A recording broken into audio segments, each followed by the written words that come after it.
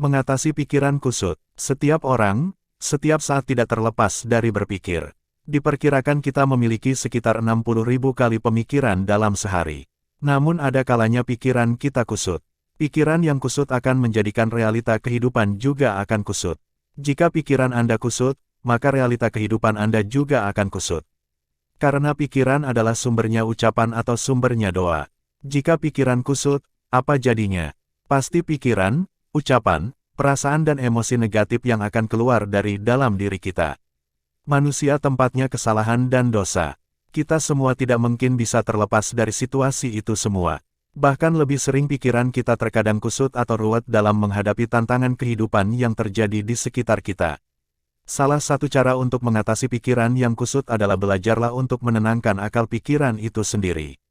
Beberapa orang ada yang menyarankan latihan meditasi, tafakur atau perenungan.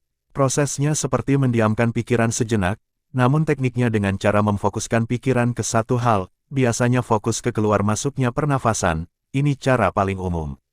Proses menenangkan akal pikiran. Sebagai ilustrasi contoh, kita memiliki air yang keruh di dalam gelas. Jika gelas itu kita aduk atau kita gerakkan terus-menerus maka, air dalam gelas itu akan selalu keruh terus. Cara sederhana agar air di dalam gelas itu tidak keruh, diamkan sejenak gelas itu, maka air akan menjadi lebih jernih. Air yang didiamkan sesaat akan menjadi jernih sendiri. Begitupun pikiran kita. Pikiran yang kusut ibarat seperti air yang keruh. Tenangkan saja pikiran beberapa saat, dengan berdiam diri. Mungkin orang menyebutnya meditasi. Teknik ini sangat berdaya sekali. Meditasi adalah sarana untuk menenangkan akal dan membantu mengendalikan pikiran, dan menghidupkan kembali kesegaran tubuh kita. Latihan ini hanya perlu waktu 3-10 menit sehari, sudah cukup berdaya untuk mengendalikan pikiran. Tetapkan niat, saya adalah tuan dari pikiran saya, untuk menyadari pikiran-pikiran. Rhonda Byrne. Itu sebabnya kenapa orang-orang zaman dulu kalau membuat tempat ibadat terkadang di pegunungan atau di gua yang jauh dari keramaian. Jadi mereka ketika masuk ke rumah ibadah kondisi stres, keluar bisa fresh. Itu sebenarnya harapan setiap orang yang harus kita kondisikan. Kalau dengan meditasi belum berhasil bagaimana lagi caranya? Tidurlah senyaman mungkin. Meditasi sebenarnya proses setengah tidur. Kalau tidur 100% tidur. Ambil air buat basuh muka, kemudian tidurlah. Lupakan apapun yang sedang terjadi. Ingat apapun yang sedang terjadi sebenarnya, hanyalah kondisi sementara. Jika pikiran kita kusut, misalnya pikiran penuh dengan pikiran perdebatan di dalam benak, itu pancaran frekuensi yang sangat rendah atau frekuensi buruk. Yang hanya mengundang kembali semua hal-hal yang buruk kembali. Itulah sebabnya dalam ajaran agama tidur pun adalah ibadah. Kan daripada ngerumpi, ngomongin orang, menjelekkan buruknya pemerintahan, akan jauh lebih baik kita tinggal tidur saja. Apalagi kalau di bulan puasa, yang doa kita jauh lebih mudah terkabul. Manfaat tidur lainnya bisa ditanyakan ke Mbah Google ya, hehe.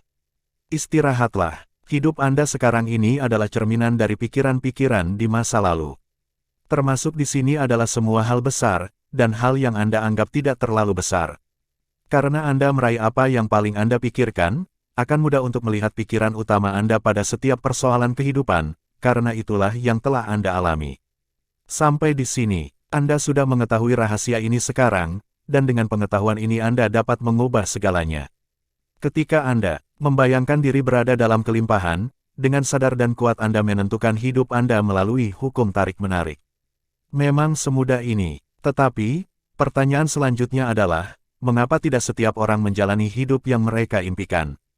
Undanglah yang baik, bukan mengundang yang buruk. Doa adalah proses penciptaan. Para ahli fisika kuantum mengatakan pada kita bahwa seluruh semesta muncul dari pikiran. Karena pikiran adalah sumbernya doa. Anda menciptakan hidup Anda melalui pikiran-pikiran Anda dan perasaan-perasaan Anda. Setiap orang melakukan hal yang sama. Terlepas Anda memahaminya atau tidak, proses penciptaan melalui pikiran dan ucapan Anda akan berjalan terus. Proses penciptaan selalu bekerja dalam hidup Anda dan kehidupan setiap orang di sepanjang waktu. Ketika Anda menyadari kekuatan yang sangat besar dari doa, ternyata Anda memiliki kekuatan dari dalam diri yang sangat berdaya. Anda dapat mewujudkan kehidupan apapun yang Anda inginkan dengan hanya memikirkannya dan merasakannya. Kekuatan doa ini bekerja sebanyak Anda berpikir dan merasakan. Setiap kali pikiran dan perasaan Anda mengalir, proses penciptaan selalu bekerja. Ketika Anda memikirkan kejadian di masa lalu, proses penciptaan bekerja. Ketika Anda memikirkan di masa kini atau di masa depan, proses penciptaan juga bekerja. Proses penciptaan berproses terus-menerus tiada henti. Ketika pikiran istirahat atau ketika tertidur, baru pikiran juga istirahat. Mulailah dengan menyengaja untuk selalu berpikir dan merasa baik saat ini juga. Merasalah sehat saat ini juga. Merasalah berkelimpahan saat ini juga. Merasalah penuh cinta saat ini juga. Merasalah damai dan tenang saat ini juga. Yang terjadi kemudian adalah Anda sedang mengundang dan mendatangkan semua hal baik dalam kehidupan Anda.